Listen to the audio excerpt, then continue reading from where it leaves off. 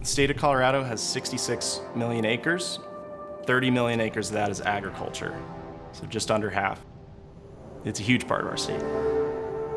If you look at the number of farms as well as the number of farmers, it's been plummeting. Farms used to make up more than half the US population about 150 years ago, and now it's about 1% of the population.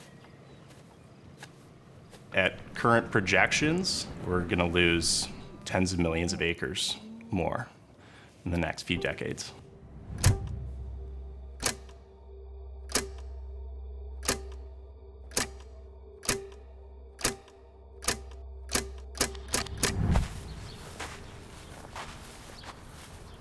Since 1972, our land's had hay on it, and it just isn't as economical as it used to be.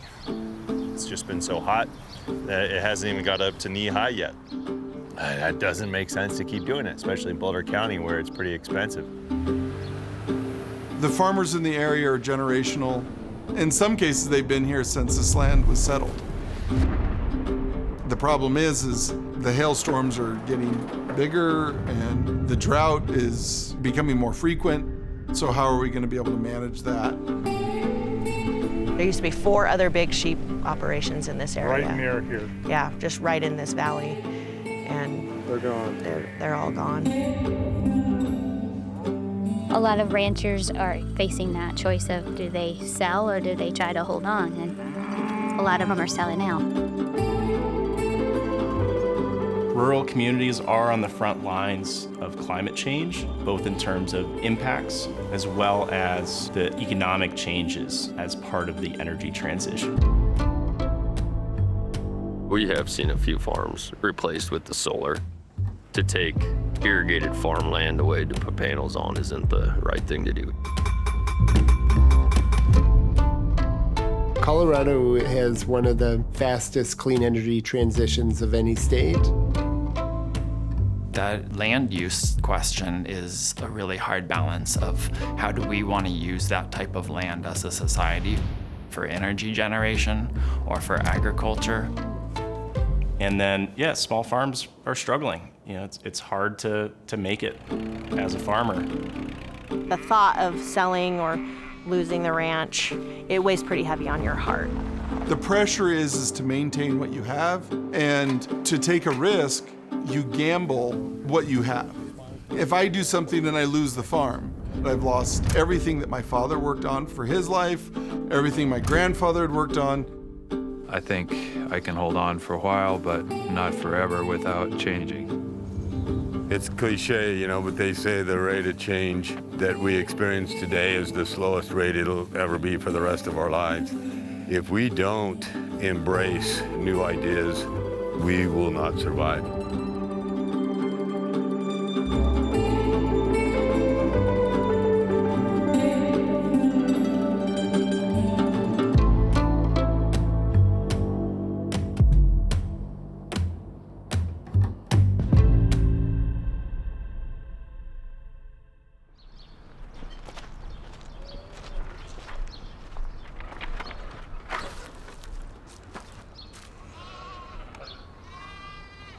Kind of a shitty bot, don't you? These are the long tails.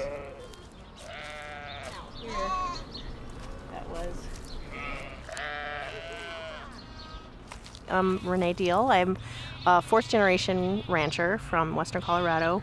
We raise sheep, and yeah, we're making it in the livestock business, kind of. We're considered a large commercial operation, but we're on the small side of large. We raise about 2,000 breeding ewes. We're located in Delta and Gunnison counties. In Delta is where we winter because it's a lot milder. And that's also where we lamb because we want to make sure that when we're lambing that it's milder for the sheep. In the summertime, we graze up in far north Gunnison County, about 7,600 feet to about 11,000 feet. High mountain grazing. My family's been doing this for almost 100 years. So it's a part of who you are when you think about the fact that your ancestors homesteaded, And they worked through the Depression. It's incredibly difficult. I mean, we think it's difficult now. I always tell myself, can you imagine if you're doing this in the 30s with, no motorized equipment, all horses, and in the middle of winter. So this is a fun little thing. This is a little bit of our history. My grandfather would pay everybody 75 cents more an hour if they would learn to walk stilts. You can't see them in the bottom of this picture, but all of our feet are about 4 foot off the ground. So we would do all the pruning throughout the winter, walking on stilts, which, by the way, we built ourselves. About 1978 or so when this photo was taken. My name's Charlie Talbot. 2 of my 3 brothers and I run Talbot Farms, Inc. We are 3rd generation in Talbot Farms, and we're 5th generation in raising fruit in the Palisade area. The soil likes diversity of crops, just like we like diversity of food. We don't want to eat the same thing all the time, unless we're like 6 years old and it's chicken nuggets. I'm Roy Faltzgraff. I'm the 3rd generation farmer. My family has been active in agriculture in Colorado for over 140 years. We're really focused on soil health and doing things to build our soils back up after they've been degraded from a century of farming. Let's check these girls out. I'm sitting like a frog.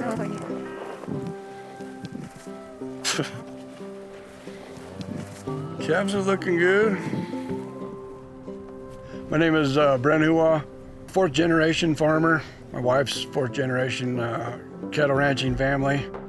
Been doing it, our whole lives, and learned a lot from our ancestors, our grandparents, our fathers, mothers, those types of things, so. Oh, you damn dog. We'd have better egg production if the dog weren't able to find them before I do. My name is Mark Waltermeyer, and I run Thistle Whistle Farm.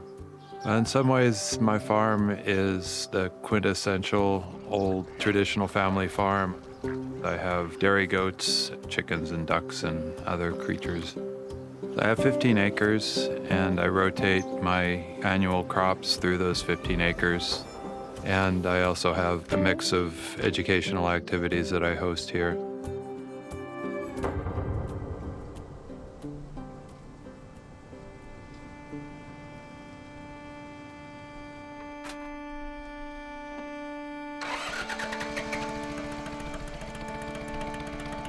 It's very difficult for me to hold this farm together financially, and it's been a struggle, and it's becoming more of a struggle. The trend lines are not good. Small farms are disappearing, farm size is increasing, and large farms are taking up the slack. I believe it's well over 80% of small farms have disappeared over the past decades, and it's, 2 or 3% a year because the economics don't work out. We're losing farms to a number of pressures, some economic pressures, some being development pressures. Something a rancher told me in Western Colorado was, you farm until you grow houses and retire, because that's their retirement plan. Farmers are land rich and cash poor.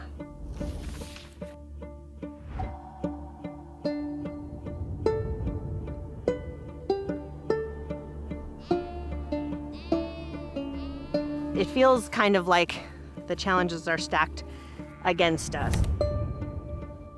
Pressures from legislation, predators on the landscape, labor standards that we have to upkeep. And then the drought has been a really big challenge for us in probably the last 6 years. We don't have places to put our sheep that we used to have with adequate feed. It's been pretty dramatic. We lost one of our BLM permits due to drought.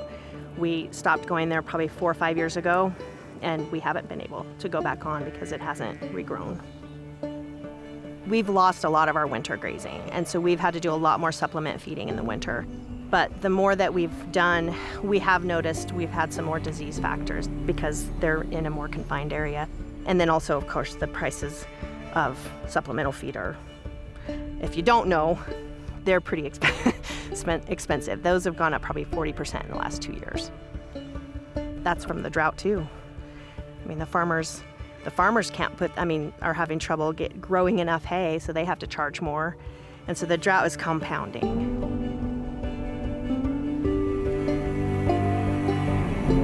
We've seen, some especially intense drought periods, 2002, 2012, 2018, 2020, all pretty intense droughts across Colorado. And some of that is a result of the warming that we've seen globally and here in Colorado. As the climate warms, when those droughts come along, they're going to be a little bit worse. And then when the wet periods come along, that water may not go quite as far as it used to. All of Western Colorado, just in this space of trying to figure out how do you survive? How do you be more resilient and adaptive to ever-changing climate conditions that make it just harder and harder. It's really above and beyond drought now. It's the aridification of the West. The valley I live in and that I represent is about 500,000 irrigated acres. The water supply today doesn't exist to support that.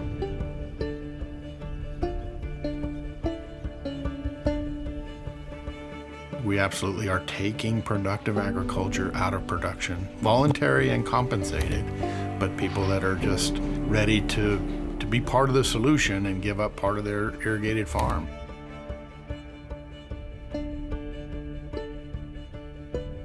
Climate change is water change. That is a phrase that you will hear here in Colorado, and that's only going to become a more important phrase as time goes on.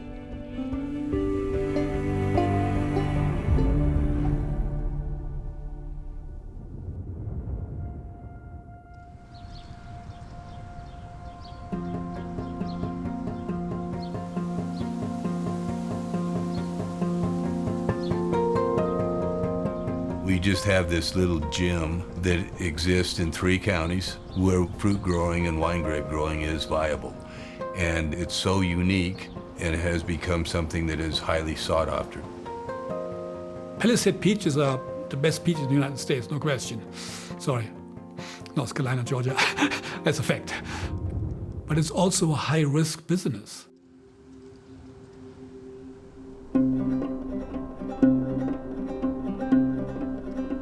Extreme weather events are make or break for us. Our trees bloom once per year. So if those trees make it through, we have a crop. If we get frozen out, we don't have a crop for the whole year. Cold injury to buds, to tissues, is our #1 limit.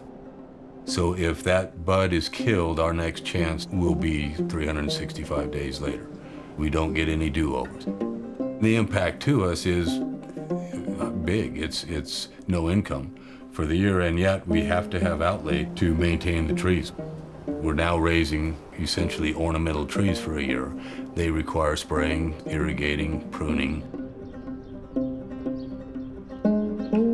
It would be nice to be able to say, oh, well, the climate's warming, so you don't have to worry about a freeze happening in the middle of May anymore. But the rough part of this is that the summers are gonna get much, much warmer, but we're still gonna have the risk for these really extreme cold outbreaks to happen in the winter.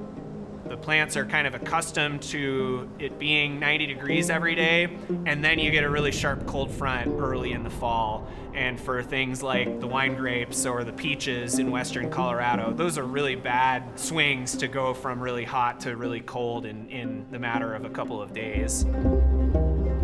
I drove in yesterday morning and there was a huge fire going on a mile down the road here. I think a vegetable farmer put out baby peppers. And they had all these fires going to keep the temperature in that plantation up. I've never seen this, I've been here 24 years. I've never seen that happen. But also, it's like yesterday was a record frost. We are not supposed to freeze that late in the season. Other than frost, weather risk comes in the form of hail. And once it's dinged, once it's nicked, it takes it out of the fresh market category and puts it into the processor market category, diminishing its value to a fraction of what it would be in the fresh market. For those that can weather the storm, they can strengthen them, but for many, it's the last straw.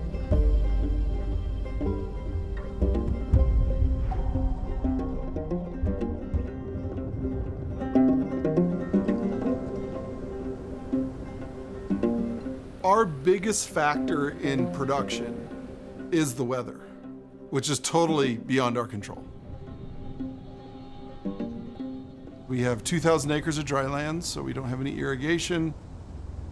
Everything is dependent upon rainfall or the lack thereof. It's a very arid region. Average rainfall is about 14 inches a year. Significant wind, significant heat and cold.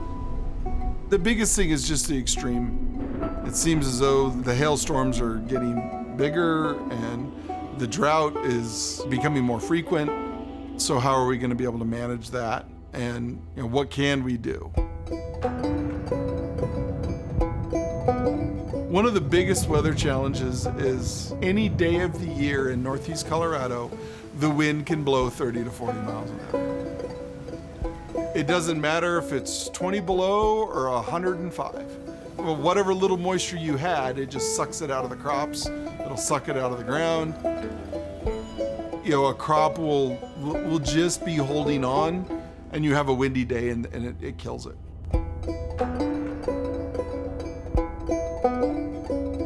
There had been people that have tried putting windbreaks out in fields to help slow things down. I want to say like 250 million trees that were planted over maybe a 20-year period or so from the 1930s to late 1940s. There would just be rows of trees every so far across the high plains. The problem is those trees then take moisture. So, what's the trade-off? You slowed down the wind, but you lost some moisture because of the trees.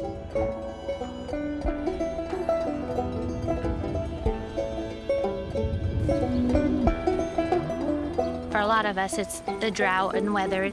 The market is also a challenge. But like in our area, one of our challenges is urban sprawl. Everybody's coming this way. So a lot of ranchers and farmers are facing that choice of do they sell or do they try to hold on? And a lot of them are selling out. What I found with running a small farm is that it is impossible or nearly impossible to generate the income to support it on its own. I don't know that it's possible for a small farm in this valley to generate the income it needs to support itself.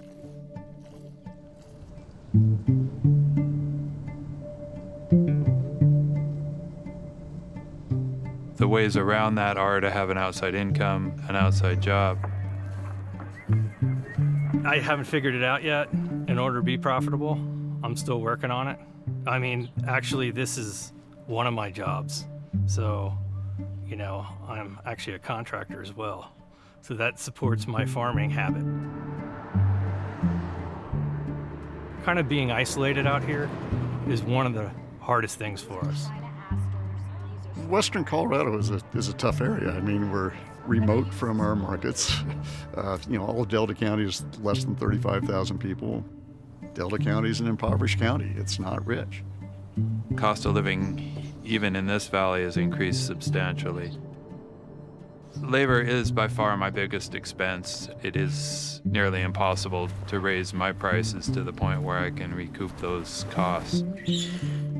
The increase in minimum wage in Colorado has been very difficult for me to manage. I don't think it's a bad idea, but that $15 an hour now versus the $7.50 10 years ago, that's a significant change. When you're raising tree fruits and wine grapes, labor is our #1 cost, bar none. We don't have enough domestic workforce that wants to do this work. We're actually paying more for H-2A workers because we have to pay for transportation, we have all the application fees, we have all the hoops we have to jump through, we have to provide housing, and we have to pay an adverse wage rate. I mean, I'm not about underpaying people, but we've gotten to where we don't even pay ourselves. I mean, we pay our guys because we need them and we have to. but we've gotten to where I haven't taken a paycheck in 2 years.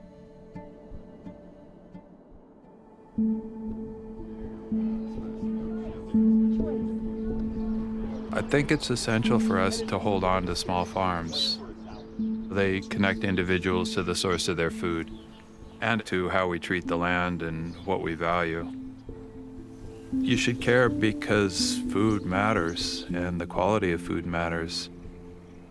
If we lose our family farms in our country, we lose that personal connection to our food.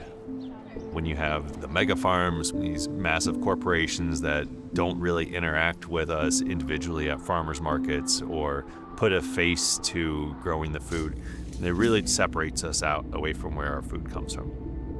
And if we get rid of family farms, that's who does free range. Factory farms don't do free range. If we lose farmland, then we lose food security.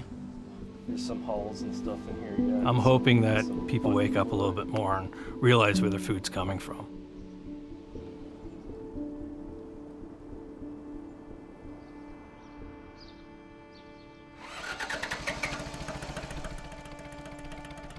My debt is substantial, and I'm uncomfortable with that and looking for ways of getting out from under the debt.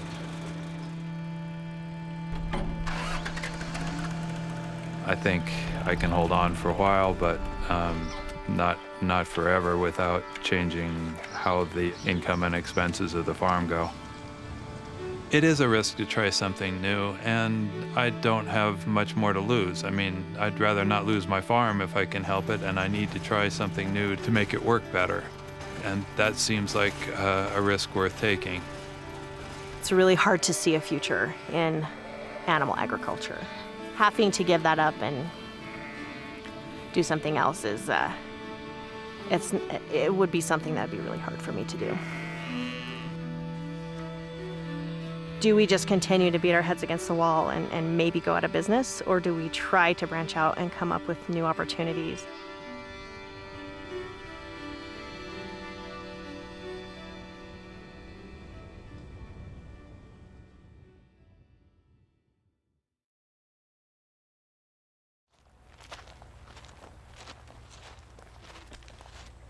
If you want to take pictures, it's okay to take pictures of me, but we have farmers out there just doing their job. They don't want their pictures taken for the most part. I can pose, I can do whatever. Yeah, it's fine. That's fine. But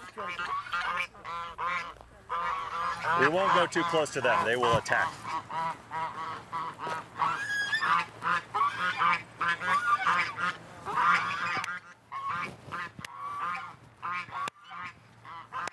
So as I was mentioning, this is my family's farm. We've mainly been doing hay for 50 years on the land, and it doesn't pay the bills anymore. Decided we needed to figure something else out.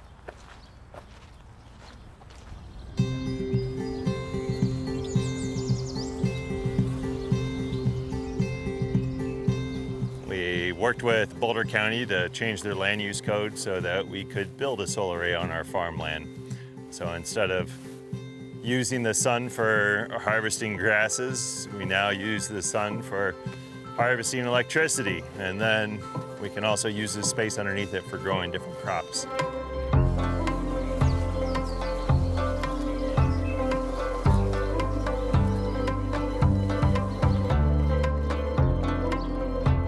Agrivoltaics is simply agriculture mixed with photovoltaics, being solar. We built Jack Solar Garden in 2020, and now we provide power enough for about 300 homes into the community. We work with a nonprofit farming organization, Sprout City Farms, that has been cultivating crops underneath our solar panels for years. We wanted to keep our land in agriculture. We were simply trying to figure out how to make ends meet. And having a solar array on the land was a way that we could make ends meet. But agrivoltaics means that we can keep the heart of the farm going while still also making the revenue stream that we need. Makes us more money than haying ever did, so.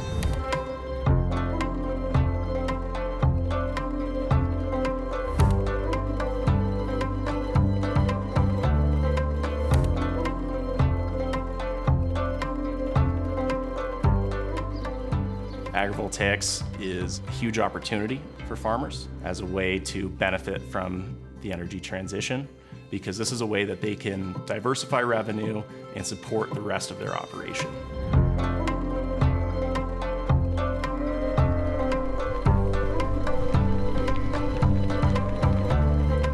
Sheep grazing is by far the most common type of agrivoltaics today, because instead of paying somebody to go out there with mowers and spray weeds, you pay someone to go out there with sheep, and they actually do a better job of getting up against the piles. It's been a huge blessing for us, really, financially, and then also to have the vegetation for the sheep. This would be our 5th year grazing under solar.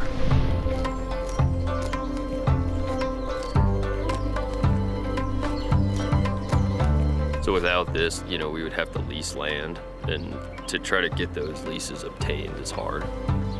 There's plenty of panels out there, so I think there's definitely opportunities for people to get into it.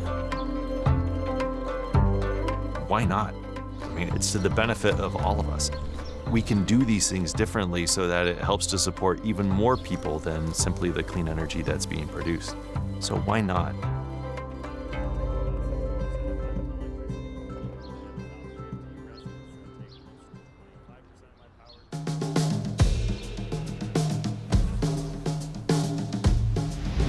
We've been partnering with different research institutions. We have the National Renewable Energy Laboratory, Colorado State University, and University of Arizona. One of the items that we're studying most closely is the performance of vegetation underneath and around solar panels.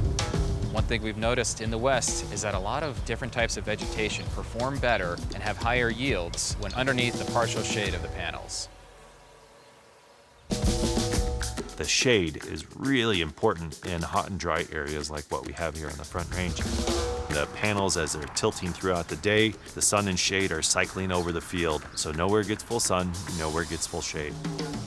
This is a benefit to crops, especially in the afternoon when the sun is really intense, the temperatures are much hotter. Having more shade on the ground keeps moisture in the ground longer, and it reduces thermal temperatures on your crops, on your livestock, and your farm labor that's out there. The cooler conditions underneath the panels lead to less evaporation of water from the soil. This means more water stays in the soil. That allows us to reduce the amount of supplemental water we give for irrigation, which in some cases could be half as much water to achieve the same yields in an open air environment.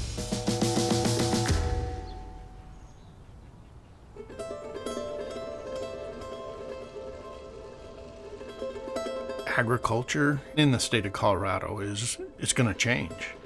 Now, it can be an incremental change where we're thoughtful and engaged, but if we're not thoughtful and engaged, if you kind of just put your head in the sand and ignore it, you run the risk of fundamentally changing what agriculture looks like in Colorado, losing thousands or tens of thousands of irrigated acres. Got exposed to Byron and Jack's Solar Garden. It's first of its kind anywhere in the United States. And I've told Byron, this is amazing. I got to figure out, how can I do this at scale? I need to do it on 120 acres, and I need to do it 100 times. Climate change is going to pose new challenges for people in agricultural production, no doubt about it, because there's going to be increasing stresses on water. The increased heat, obviously, may mean that things that used to grow well in a cooler climate don't grow as well anymore. So we have to think about what we can do to make the same or more with less. Less water will be a fact. Well, if agrivoltaics, so the shading and cooling of the plant, reduces plant water use, that also means we need less water to grow the same amount of produce, which increases water use efficiency. I see agrivoltaics as not just helping to mitigate climate change, it's a process for us to adapt to it.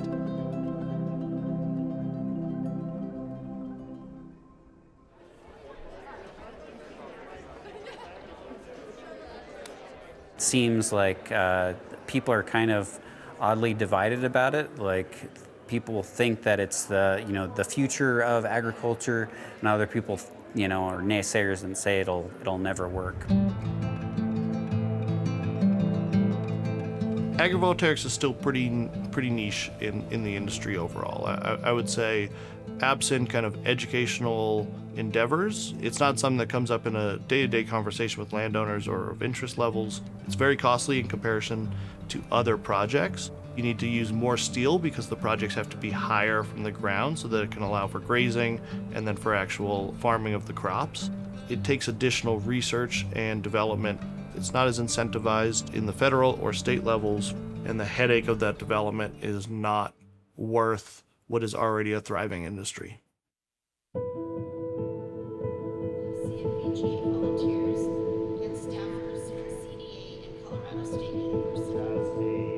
That's a really interesting idea.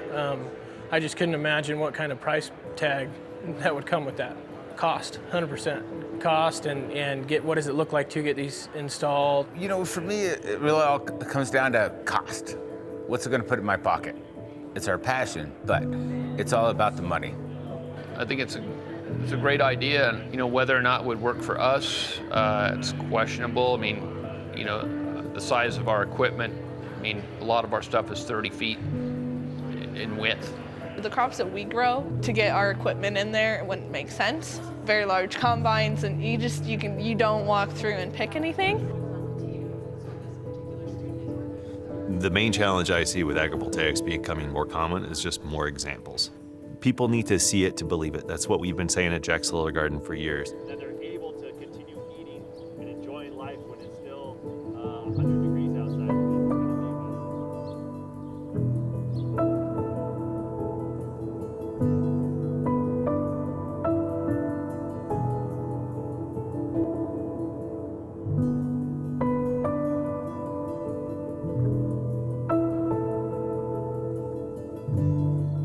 The most common type of solar array is a utility scale one that takes up hundreds, if not thousands of acres.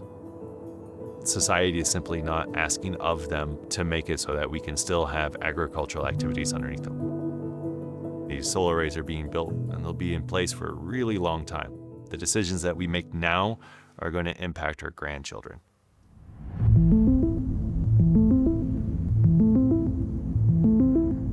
Solar development is in a big boom phase right now.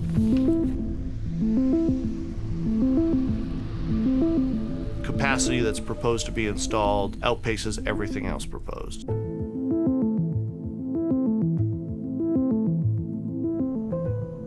What's fueling growth is a few things. Solar is getting to a point where it is cost competitive with traditional energy like fossil fuels or lower cost. It's actually cheaper than operating your existing coal plants. You can deploy a lot of low-cost wind and solar. The Inflation Reduction Act is the most meaningful piece of legislation. It has stabilized what is otherwise a short-sighted industry. Now we have a 10-year runway to say these projects can receive tax credits up to 30% for everything installed. Colorado historically was a very coal-heavy state. So if you were to go back 20 years ago, about 70% of our energy came from coal and most of the rest came from burning gas. We're on a transition to clean energy right now. About 35% coal, 25% gas, and about 40% renewables. And we're on a trajectory right now where by 2030, every coal plant in the state will be retired and will be about 80% renewables.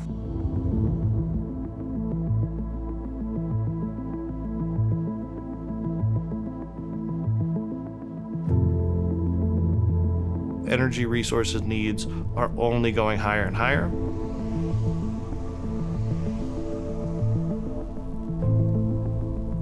The advent of AI and data centers are going to create what's been proposed as 15% more energy need over the next 5 years.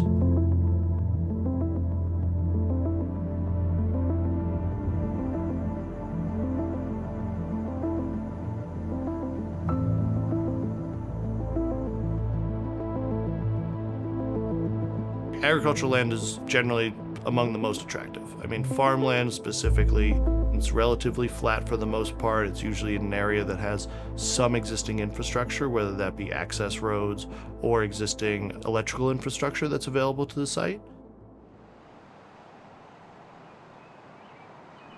If you talk to people in rural communities, they're generally not afraid of climate change. They're afraid of the solutions and what that change means for them and for their community. All of a sudden, you're taking 10% of the land in a county out of agricultural production to build a solar project. And that's already happening in counties in Illinois, for example. More times than not, those solar companies are pushing farmers probably too hard for their land. It removes agriculture. It takes this ground out of production. Then what are people going to farm? That square mile will never be in production again. There's a part of me that winces, there's a part of me that grimaces, particularly where it really is prime and unique land. When we start getting rid of ag land, we're starting to get rid of our ability to make food. I think rural communities are generally more hesitant to developing the land for use like solar. They become fearful of a change of land use.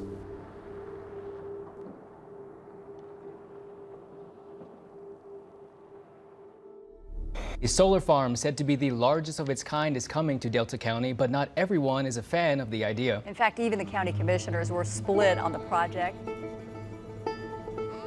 The Garnet Mesa project is a good example of agrivoltaics really helping developers site projects, where the county actually refused the permits.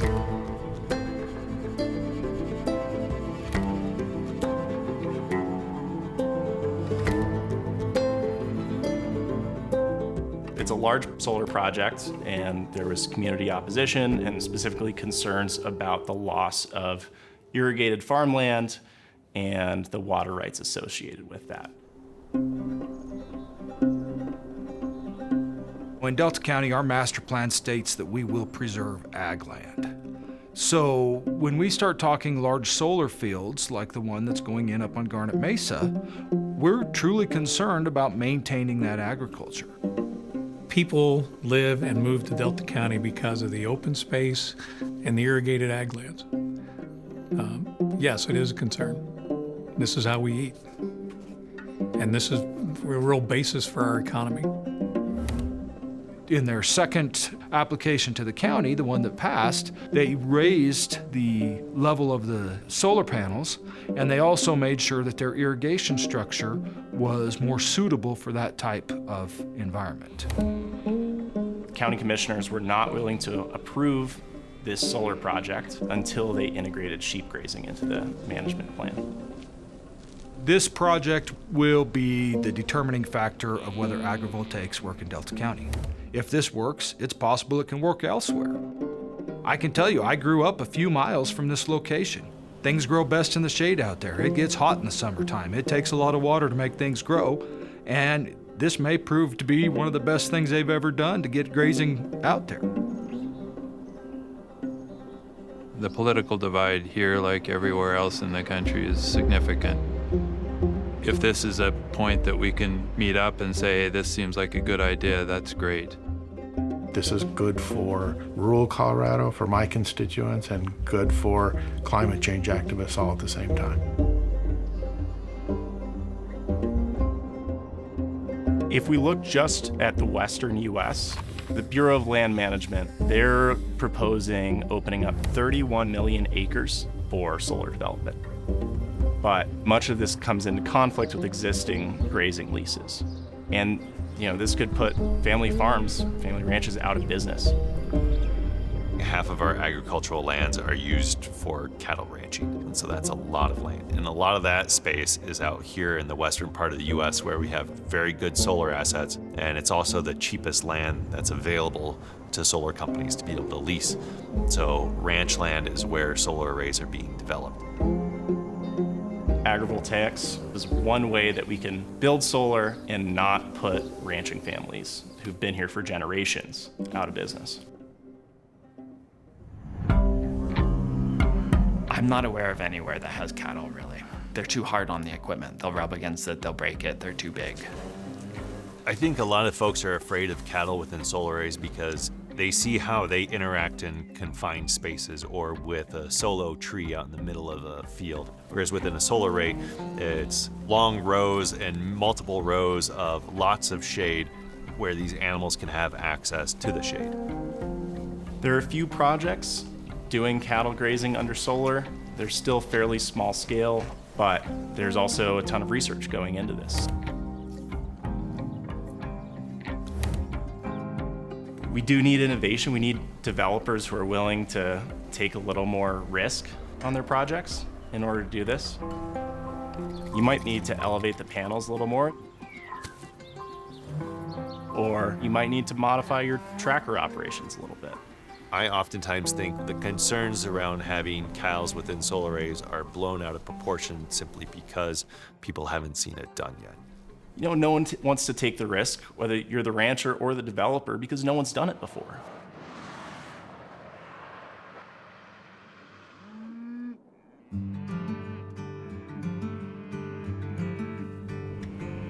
We're active in farming and also in the reclamation space. We do a fair amount of projects for gas and oil, utilities, and also the renewable space, so that involves wind as well as solar. We build the roads, we do the seeding, and after construction we come back in and do the veg maintenance, so weed management, mowing.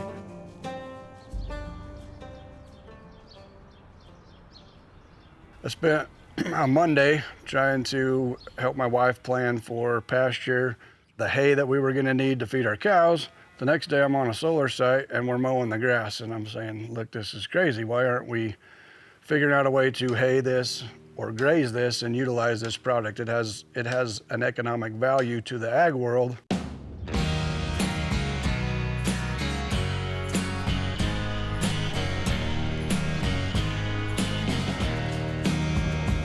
Basically, we were tired of talking about it, researching it, studying it, and just ready to put it into action. So that's exactly what we're doing.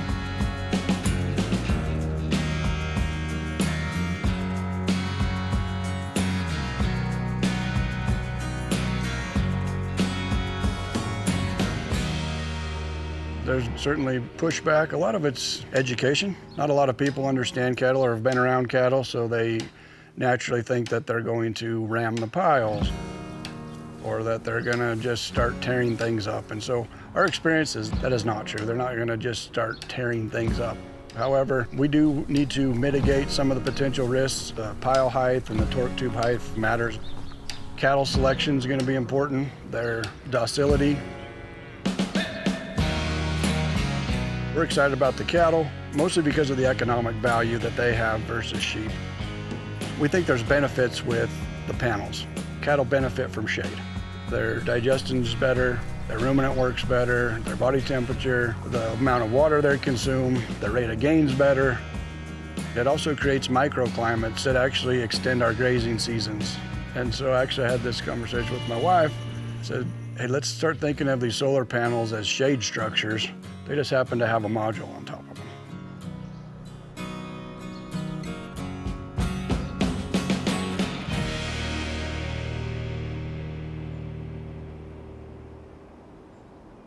When we looked at solar power generation for our farming operation, they wanted to put them on rooftops or in most cases took land out of production. My thinking was no, I want to explore the possibility of a symbiotic relationship between orchard production and power generation.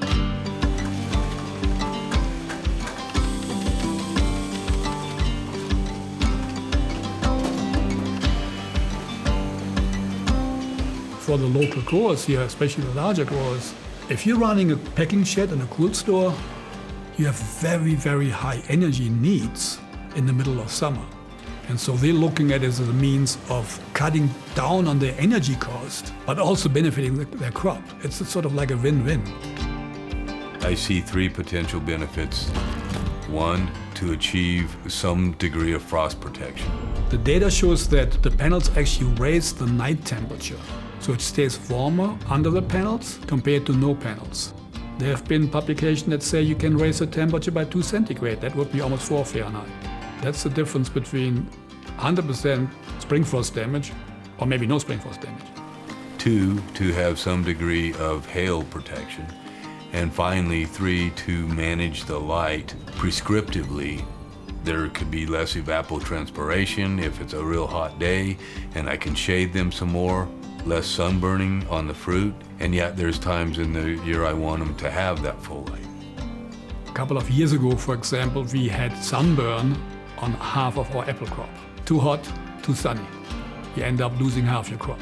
So agrivoltaics in that respect seemed like, hey, here's a technique by shading plants at certain times that may be beneficial.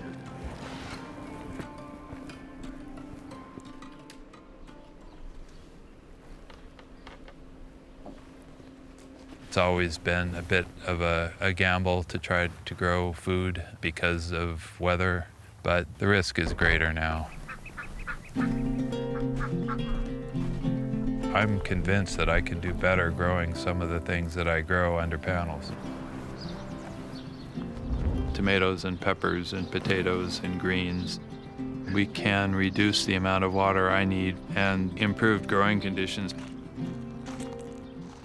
So this area will be panels raised up in space so I can fit my tractor through and manage to till and cultivate.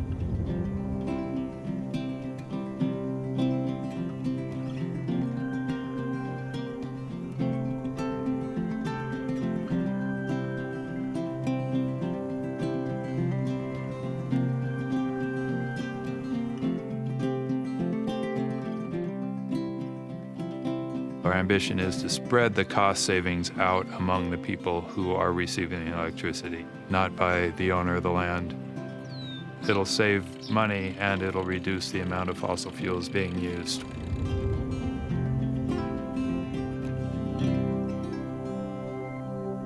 Traditionally, solar and agriculture don't coexist. If it does, it's like a canopy and then there's like vegetable crops growing under it. But there's nothing that works with our scale. There's nothing that works with the combines and the size of equipment that we're dealing with. It's gonna have to be something different. We're on a family vacation, and as we're heading west, there's a whole row of snow fences that were out there, and just at that point, it kind of popped in my head that this would be a good application to put solar on. Take the boards off the fence and replace the boards with solar panels. Our concept is just a variation on the 1930s shelter belts. It's basically an agrivoltaic version of it, where we're doing the same thing. We're slowing down the wind speeds. When he showed me a sketch of the design, I was like, yeah, that will work with what we do.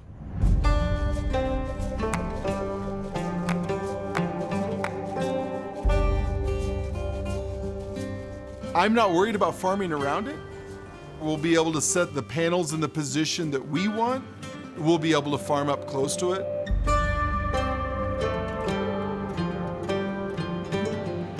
We're just excited because there's so much upside compared to what we have right now, which is just lots of wind with nothing to protect the crops. So it'll track the sun throughout the day. And then as the wind speed gets to a certain point, the fence will actually go into a vertical position and hold itself there until the wind diminishes. And this would slow the wind and it would help reduce our evaporation. It would give protection to the crops.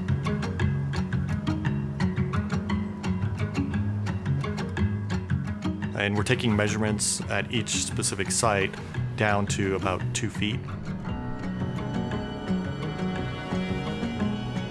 We're here to prove out our system, but also prove the naysayers wrong when it comes to you can do agrivoltaics on cropping.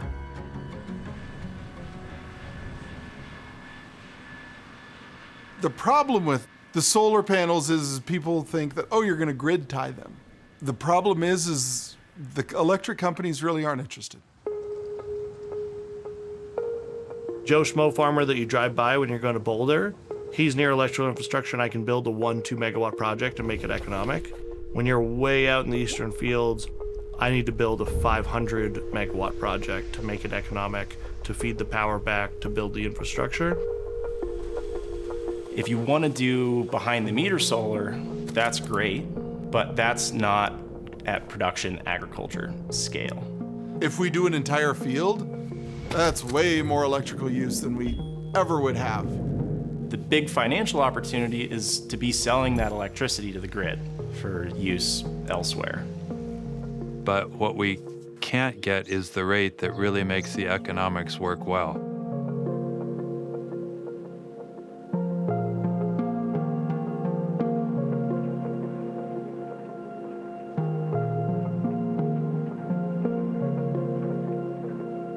And that pushes us toward more grant funding and more difficult efforts to find money elsewhere.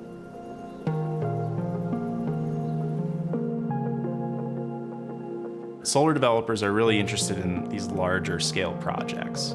If you've got a 15-acre farm, no developer wants anything to do with that project. All it is about how cheap can you produce a solar array so you can make more money. There's nothing about the land. We need to incentivize developers to steward the land better. That can be through the tax system, that can be through permitting and interconnection. The solar companies, our utilities, our government have the power.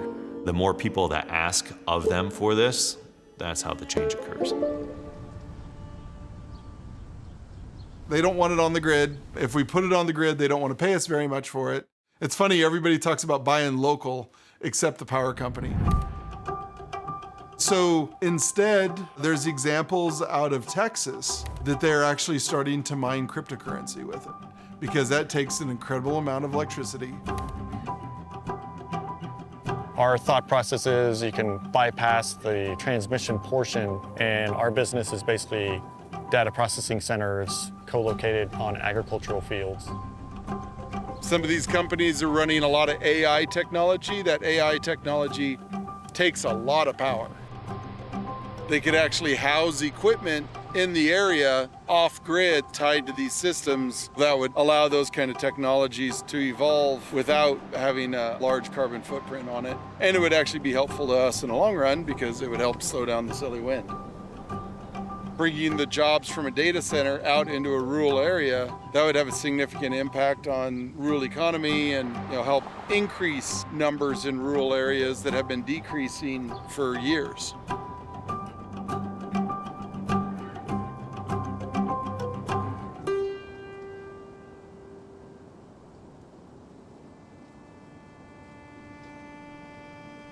Traditionally, honestly, oil and gas and ag have worked really well together because they lease a lot of private land. And so that hasn't been the case with the new greener energies. And I think now the green energy companies are starting to see that they need to have that relationship with landowners and people in rural communities. If they want to bring that kind of stuff in, it has to be mutually beneficial.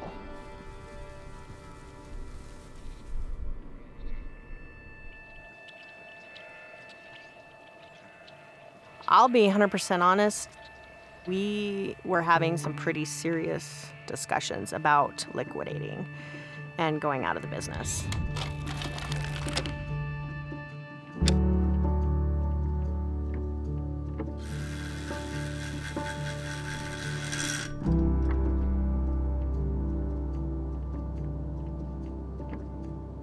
So when this opportunity came along with the solar facility, it really was something that made us pause and say, maybe we can go forward.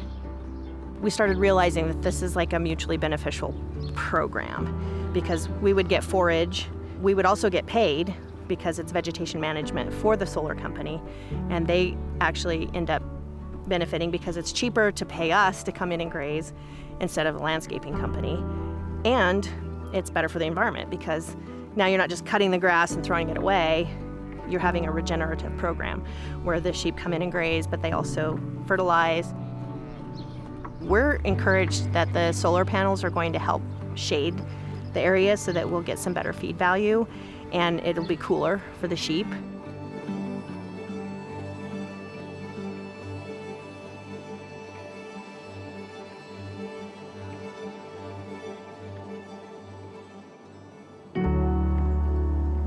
My hope is to demonstrate that not only do we preserve production within the orchards, we actually enhance it. We enhance the quality or the reliability of production and the health of the trees.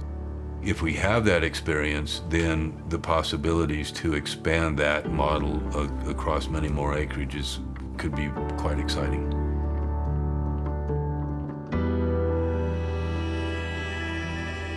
If the agrivoltaics is beneficial to the crop, then it becomes a tool, and the grower might not even think as much about the energy gain, but saving a crop.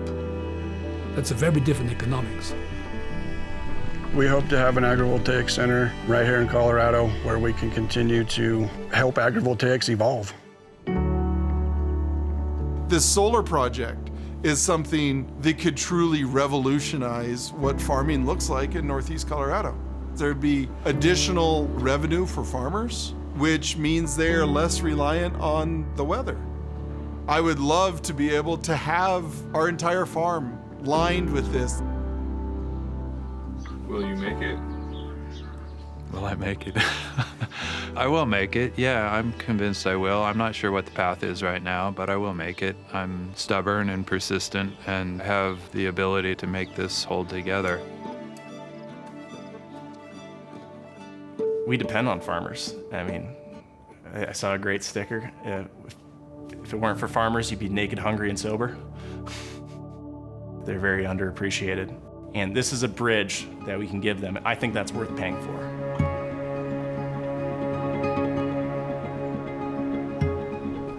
I have no doubt Colorado could be a leader in advancing the agrivoltaics conversation, much farther than we have already.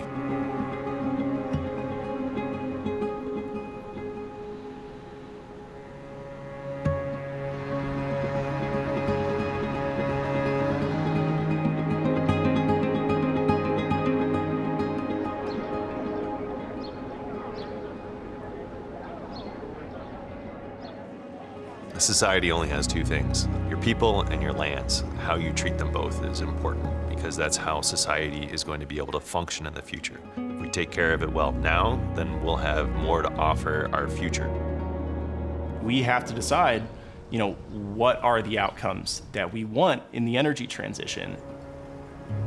Do we just continue to beat our heads against the wall and maybe go out of business, or do we try to branch out and come up with new opportunities?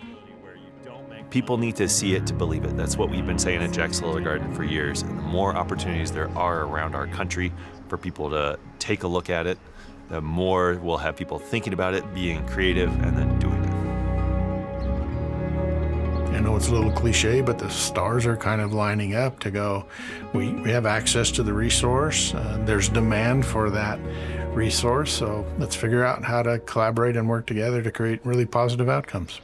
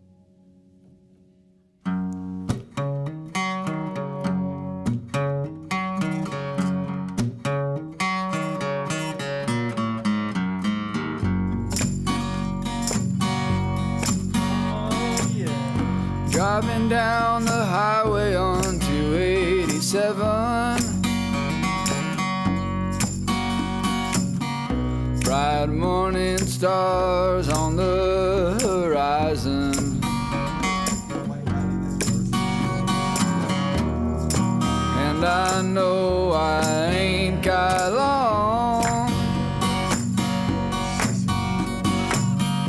till this day is over and the sun is gone. Well, I can see the daylight coming in. I know I want to be free, and I can say that there ain't wanted me